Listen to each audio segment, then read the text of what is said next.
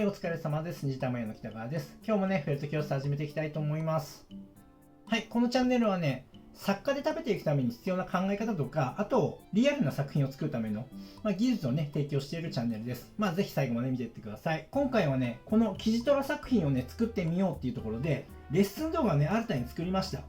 で、今回のね、レッスン動画はね、ちょっと以前出してた三毛猫レッスン動画と違います。作り方はね、日々僕もね、どんどん進化していくので、新しくなったものをみんなにどんどんリリースしていこうと思ってます。で、今回違うのはベースの作り方とかパーツの作り方がちょっとね、変わっているところもあります。あと、以前よりも作りやすくなってるんじゃないかなっていうところと、あとね、最後に今この目玉入ってるんだけれども、レッスンの内容ではね、最初違う目玉が入っています。で、一番最後の動画では目玉の交換容量なんていうのもね、披露したりしているので、かなりためになる、レッスン動画になっていると思います。ぜひね、レッスン1からレッスン9までコンプリートしてみて、一緒に作品を作ってみて、このね、作品をね、完成させてみてください。で、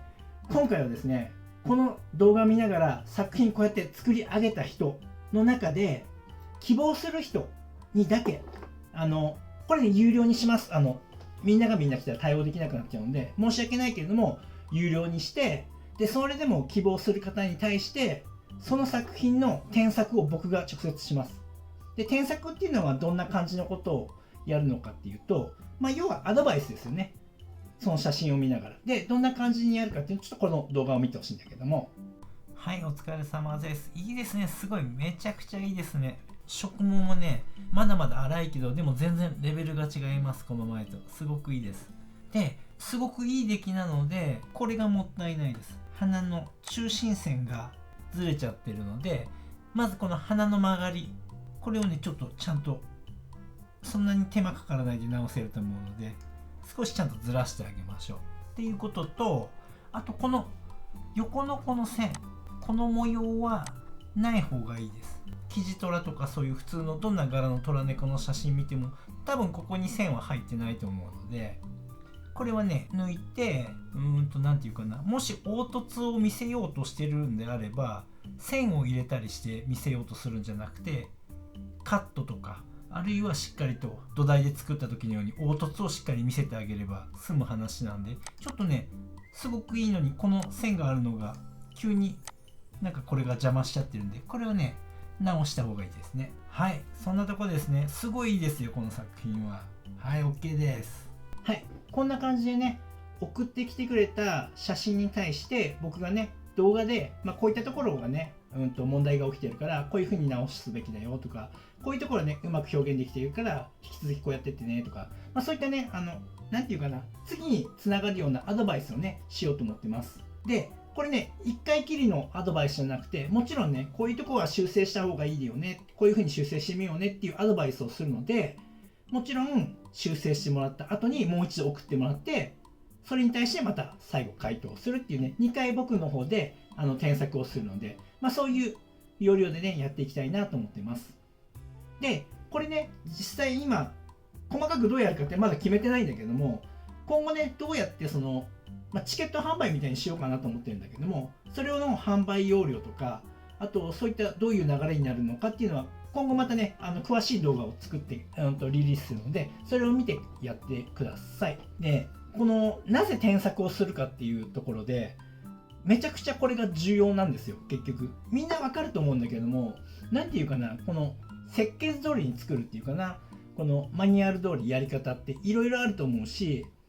それこそね、作り方のフェルトの本だっていっぱいあるし、僕もね4冊くらい持ってるし、いろんな先生の動画を見たりもして勉強もするし、でみんなもそうだと思うんだけども、結局ね、本を読もうが動画を見てやろうが、これが今自分が作った部分が合ってるのかどうかって聞きたいじゃない、先生に。でもし間違ってるならどこが間違ってるのか知りたいし、でどこがどう間違ってるかっていうその理由を知らないとね、やっぱりこう一段上に上がっていけないのね。ただ言われたもの、与えられたものだけをひたすら淡々とこなしていくっていうのはただの作業になっちゃうから、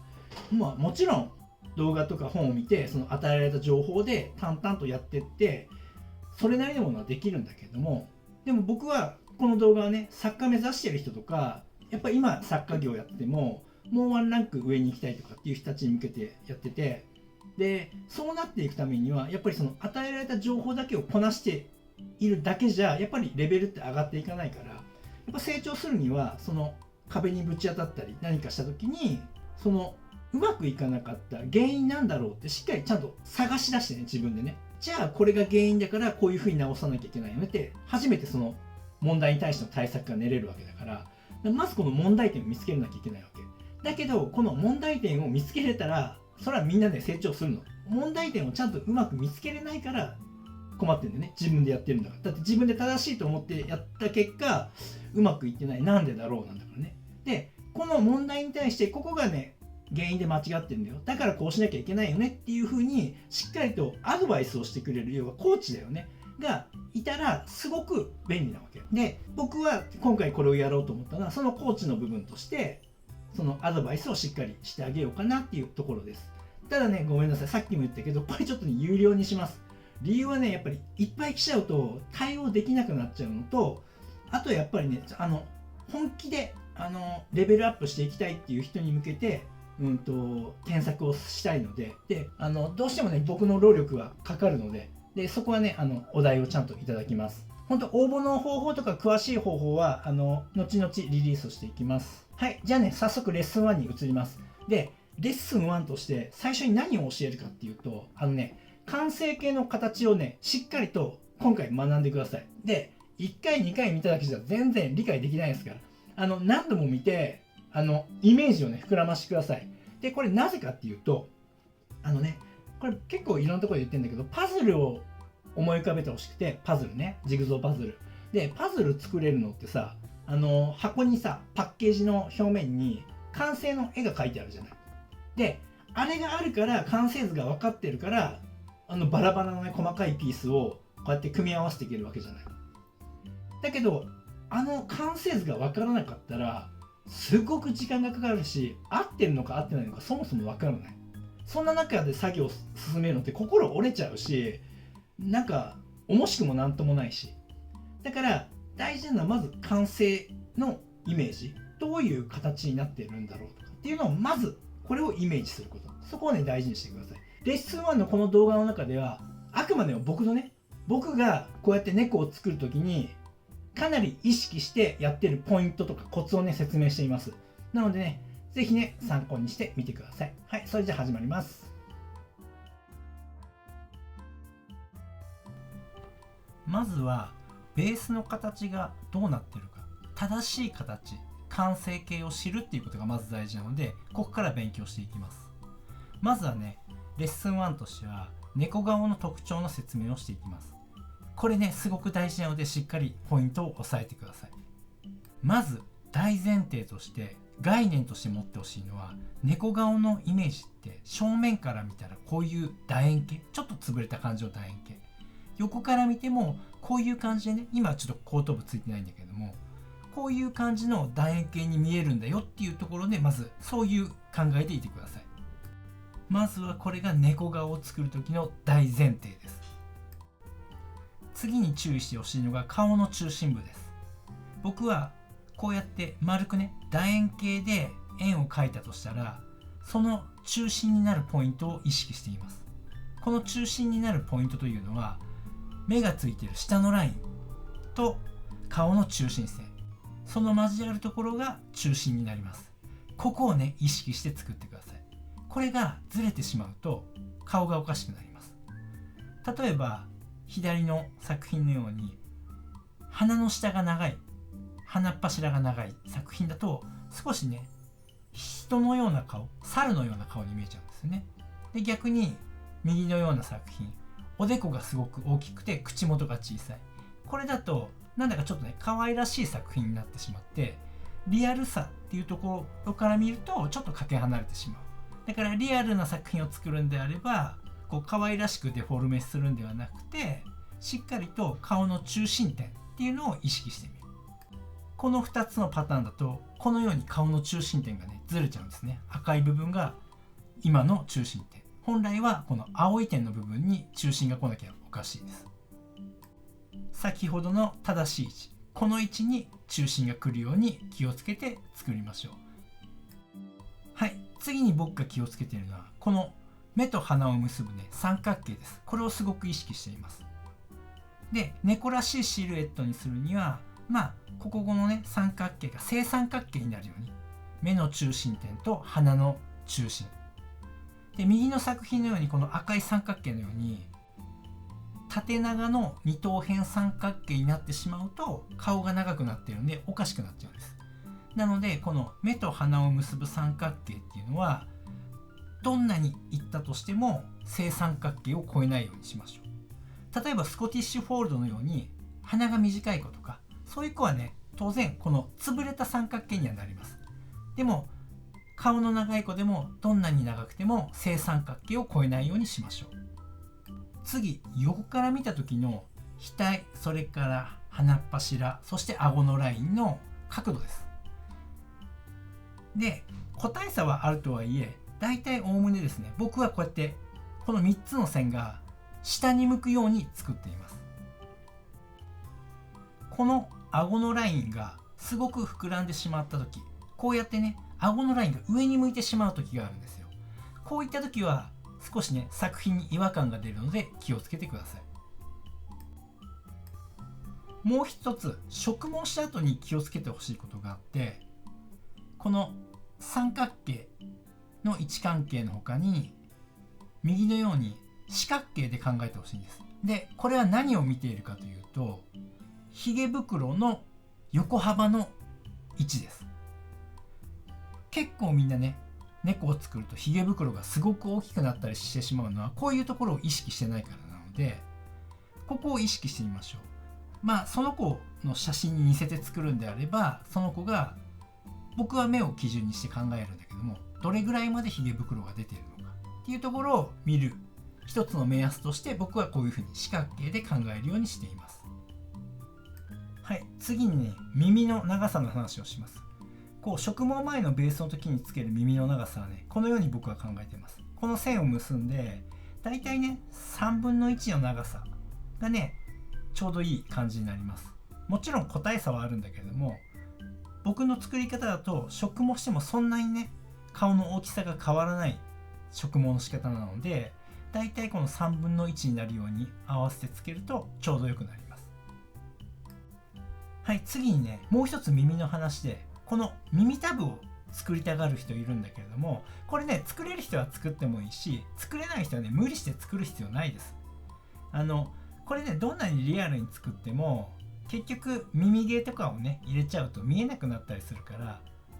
ら、そんなにねこだわらなくてもいいかなと。むしろね、小さめの作品だとうまくできないうちは耳が分厚くなっちゃったりして弊害しか起きないので、慣れないうちはあまり作らない方がいいです。隠れちゃうからね、こうやって。次は右の方を見てもらって、植毛した後にしっかりとね、この赤線で描いてるこういうライン、ここをねしっかりと凹凸をねしっかりと表してほしいんです。特にこの目の上のこの部分っていうのはへこんでるし、頬骨の部分とかね、ひげ袋をしっかり見せてあげる形をね。そして頬の顎のラインっていうかな、エラのラインというかね、こういったところもしっかりと強調してあげる。そのためにベースの時にしっかりとね凹凸を作っているので、それを思い出して作ってあげる、しっかりと。はい、次ね、鼻の形についてね。猫の鼻の形は僕もねこうやってね潰れた三角形で作っちゃうのね。で、こういう人多いと思うんだけど、これやっちゃうとね何が起きるかっていうと、ひげ袋をつけた時に鼻の下がね長く見えちゃう。だから正しいのは、猫の鼻って実は今描いてるようにね、こうやってね正三角形に近い状態。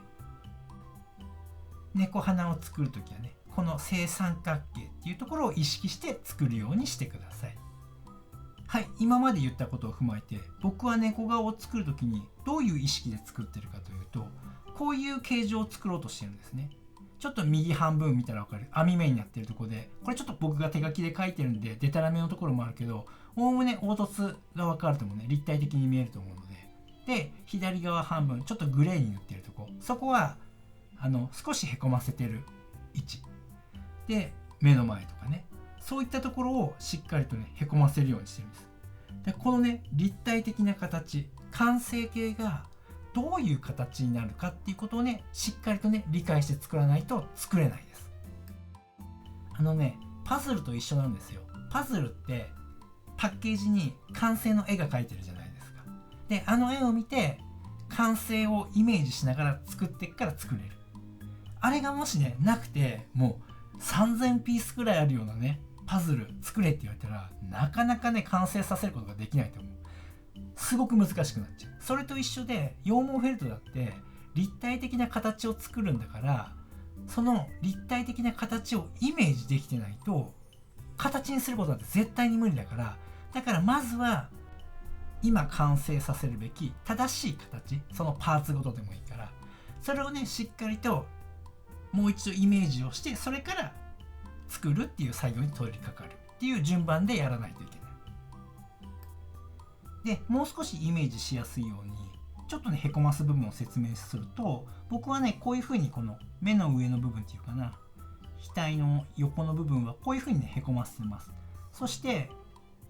頬骨っていうかね、こういう感じ。目の上、横、上からこういう風につながる。骸骨作るようなイメージ。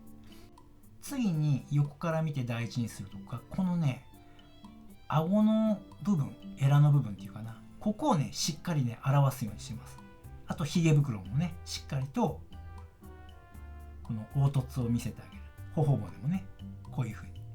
ここをね、すごく意識してます。でね、今この丸書いたところ、ここはね、耳の土台。で、ここほっぺの肉。角度変えてね、ここは耳の土台になっている部分と、頬骨の部分、そしてほっぺの肉。こういったところをね、肉付けして少し盛り上がるようにしたりしているので、そういったところも少し踏まえて、このね、画像を見てほしいんだけども、どこが膨らんでて、どこがへこんでいるのか。しっかりとね、自分がこれから作る形をイメージしてください。これが分かってればね、出来上がった後ね、もう一度この動画見て、こう自分の作品と比べてね、答え合わせができるよね。そういう風にまたこの動画は使ってください。はい、こんな感じでね、ベースはしっかりと凹凸をつけて正しい形を作るようにします。で、なぜここまでやるかというと、植毛するとね、どうしてもね、このベースの時に作った凹凸って埋まっちゃうじゃないですか。で、形を見失ってしまう。だけど、ベースの時にしっかりとここまで作り込んでいたら、毛で埋まったとしても、どこがどういう形になっているか自分の中で理解できているから、正しくね、表現することができるんですよ。そのためにも、しっかりとベースを適当に作らないで、しっかりと形を作り込むっていうことをね、僕は意識してやってます。はい。猫顔の特徴というところで、僕がね、猫を作るときにこう意識しているポイント、あとはコツみたいなものをね、解説してきました。ぜひね、ちょっとね、これをね、参考にして、結構ね、いろんなポイントがあるので、そこをね、押さえながらね、ベースをね、うまく作れるようになってください。はい、お疲れ様でした。というわけでね、今回はレッスン1というところでね、まず猫の顔の特徴を知ろうというところで、完成図を知ろうというところね、という解説をしました。で、結構ね、これでイメージできたんじゃないかなと思います。で、次回はいよいよね、ベースの作り方から入っていきます。次回はね、目玉の作り方、それから新しいベースの作り方、でそういったところをね、やっていくのでね、ぜひこの今日見た動画のイメージをしっかりと膨らませて、それを形にしていってください。はい、じゃあそれではまた次回ありがとうございました。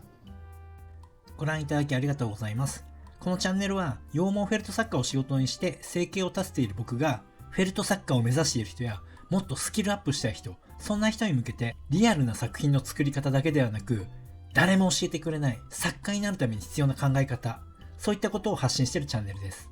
ぜひね、自分のスキルアップのためにチャンネル登録して活用してください。あと、公式 LINE もやっています。この公式 LINE に登録してくれた方にだけ、僕がやるオンラインレッスンなどの案内が届きます。僕から学んでみたいと思う方は、ぜひね、LINE 登録をお願いします。概要欄にリンクが貼ってあります。そこから登録してください。